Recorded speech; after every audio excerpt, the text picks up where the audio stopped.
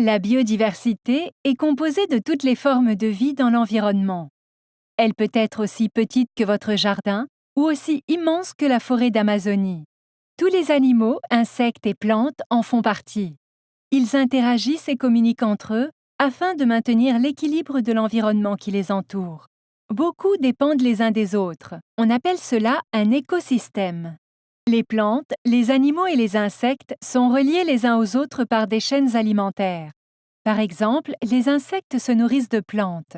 Ces mêmes insectes sont eux aussi de la nourriture pour les grenouilles, qui elles sont mangées par les serpents, qui sont de la nourriture pour les oiseaux. Les abeilles et tous les autres insectes appartiennent aussi à différentes chaînes alimentaires. Nous, les humains, dépendons de l'équilibre de toutes ces chaînes alimentaires pour pouvoir manger, nettoyer, fabriquer des remèdes ou des médicaments et donc pour survivre. Mais lorsque les humains détruisent cet équilibre, cela devient dangereux pour nous et pour l'environnement qui nous entoure. Par exemple, les agriculteurs sont affectés s'il y a trop de chasseurs. En effet, les oiseaux mangent les rats et les souris qui vivent dans les champs. Si nous chassons beaucoup d'oiseaux, le nombre de souris et de rats augmentera tellement qu'ils mangeront tous les légumes dans les champs.